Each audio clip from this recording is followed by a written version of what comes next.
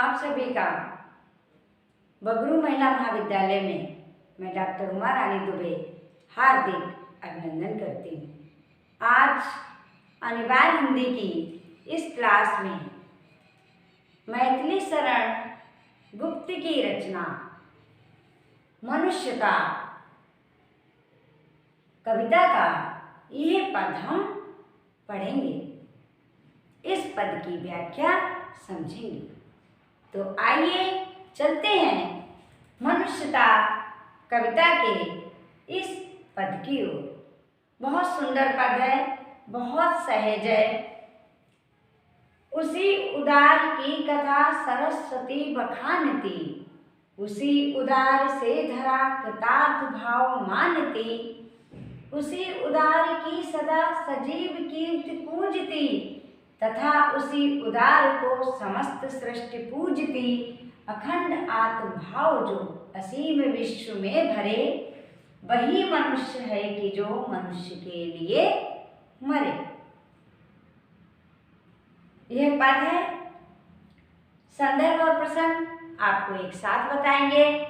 तो कुछ शब्दों का अर्थ हम जान लें।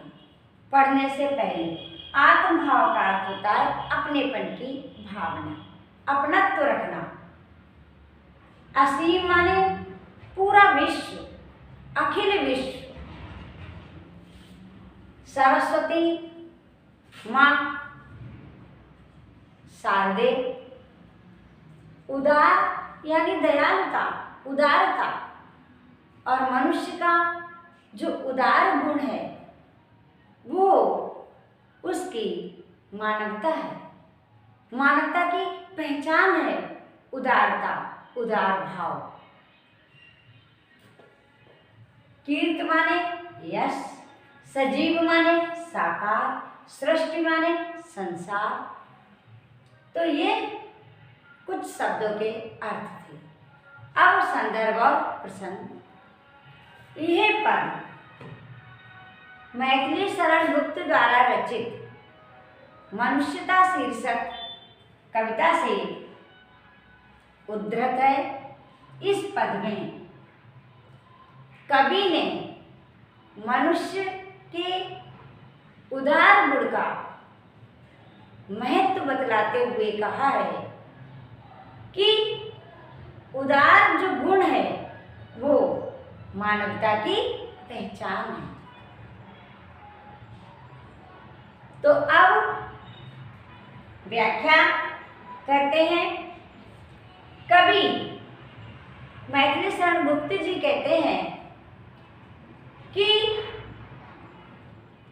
जो मनुष्य उदार गुण से परिपूर्ण है, जो उदारता से परिपूर्ण है, भरा हुआ है, उसका जो यश है वो माँ सरस्वती भी बखानती हैं। कैसे हम लिखेंगे? कवि मैथिली शरण गुप्त जी कहते हैं कि मनुष्य जो उदार गुण वाले हैं उनकी सरस्वती भी प्रशंसा करती है। ऐसे उदार हृदय वाले मनुष्यों का माँ सरस्वती यशगान करती हैं, बखान करती हैं।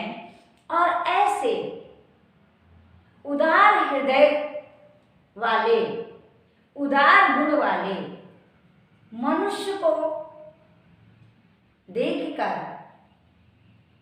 माँ धरती अपने आप को धन्य समझती है, धन्य मानती है, अपने अहोभाग्य समझती है कि ऐसा व्यक्ति हमारी गोद में जन्मा है। ऐसे उदार गुण वाले मनुष्य को ये सारा संसार पूजता है। ऐसे उदारवादी मनुष्य की कीर्ति साकार रूप में सभी जगह फैलती है। कहने का भाव है कि ऐसे उदार गुणों से परिपूर्ण मनुष्य की कीर्ति सदैव गूंजती रहती है। वो संसार में जीवित न हो तो भी उसका यश चारों तरफ फैला रहता है। उसकी कीर्ति सभी जगह गूंजती है और सारा संसार ऐसे उदार गुण वाले मनुष्य की पूजा करता है। सृष्टि समस्त सृष्टि पूजती ऐसे उदार हृदय वाले, उदार गुण वाले मनुष्य को ये सारा संसार उस मनुष्य की पूजा करता है।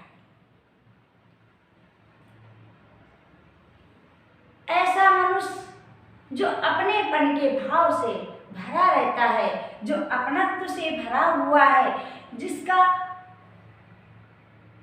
ये जो सारा संसार दिखाई देता है, ऐसे संसार को वो अपना परिवार समझता है। जैसे परिवार से वो अपनापन रखता है, अपनत्व भाव रखता है, ऐसे ही उसके लिए ये समस्त संसार उसका परिवार होता है। क्या कह रहा है कवि? अखंड आत्म भाव जो असीम विश्व में भरे, ऐसा मनुष्य जो सभी के लिए अपनत्व रखता है, अपनेपन की भावना रखता है और अखिल विश्व को अपना परिवार समझता है। अखिल विश्व उसका परिवार होता है और वो सभी के लिए अपनत्व भाव रखता है। विश्व बंधुत्व की भावना से जो परिपूर्ण रहता है, ऐसा व्यक्ति मनुष्यों में श्रेष्ठ है। क्या कवि कह रहा है? ऐसा व्यक्ति मनुष्यों में श्रेष्ठ है। उसका यश चारों तरफ फैलता है और सभी उसकी वंदना करते हैं।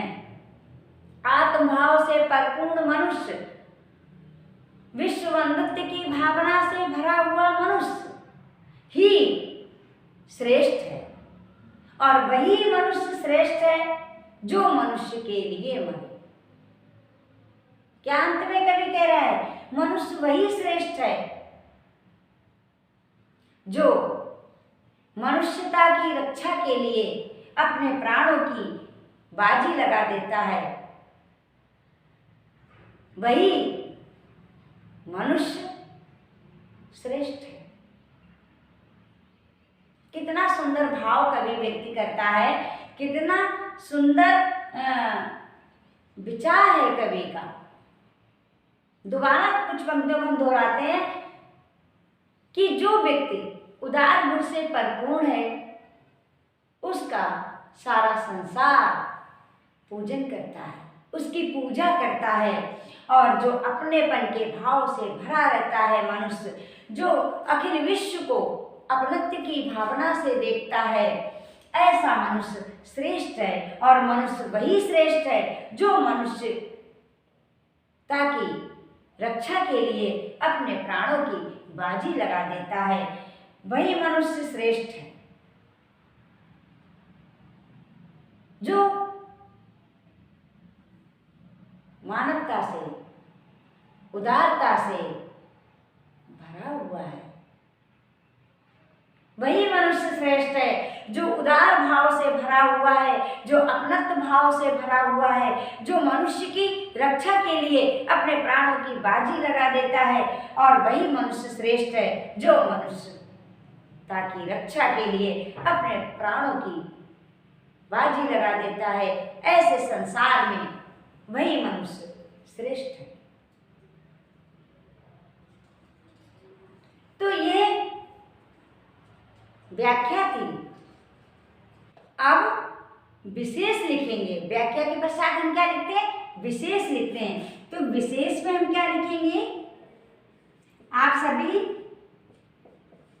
ने देखा, समझा कि कवि क्या कह रहा है। उदार, जो उदार भाव से परिपूर्ण है, और जो अपनत्व की भावना रखता है, असीम विश्व यानी जो अखिल विश्व को अपना समझता है।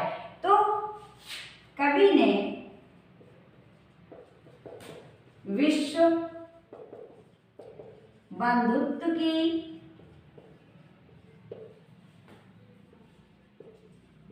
भावना व्यक्त की है, नंबर 2, उदारता,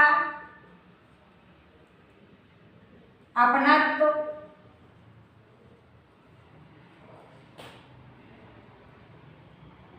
से उदारता, अपनापन, उदारता, विश्व बंधुत्व के गुण, उदारता का गुण मनुष्य में होना चाहिए। मनुष्यता के लिए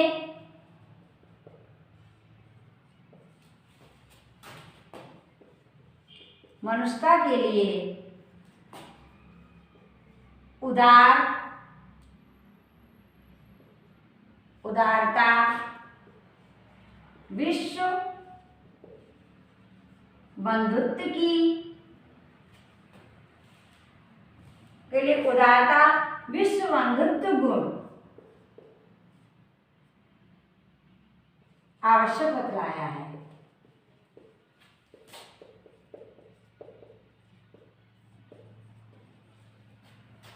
मनुष्यता के लिए उदारता, विश्व बंधुत्व गुण आवश्यक बतलाया है।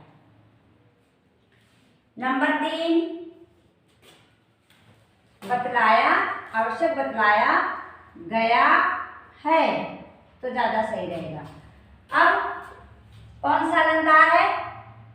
उसी उदार देखिएगा कहीं जे तो अनुप्रास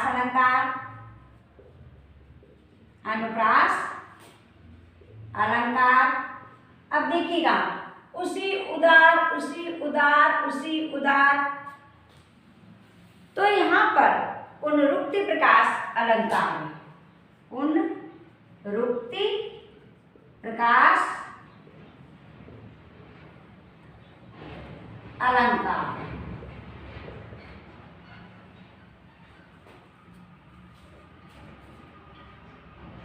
जब कोई शब्द 2 बार प्रयोग किया जाए यानी बार प्रयोग हुआ है, अर्थ उसका वही का वही है, तो वहां पे पुनरुक्ति प्रकाश अलंकार होता है। अब तीसरा अलंकार है इसमें परिकर अलंकार। परिकर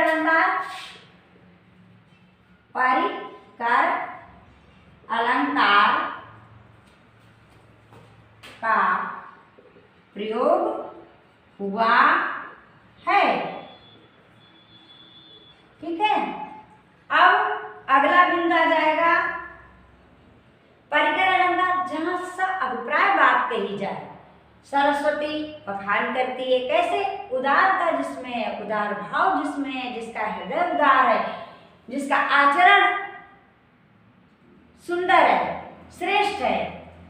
और तो परिकर अलंकार हो गया। अब आता है कि जो तुकांतता है, मानती, पूजती, कितनी सुंदर तुकांतता है, और तुकांतता है तो गेयता है, तो हम क्या लिखेंगे? तुकांतता, गेयता, पदावृत्ति यानी पद की आवृत्ति, भावों के अनुरूप है। तुकांतता, गेयता, पदवृत्ति भावों के अनुरूप है। सुंदर पद है, देखिएगा पढ़ने में कितना आनंद आता है। आप भी पढ़िएगा इसको, फिर देखिएगा कितना आनंद आता है। तो इस तरीके से यह मनुष्य का शीर्षक कविता के पद की व्याख्या पूरी होगी। आज इतना ही।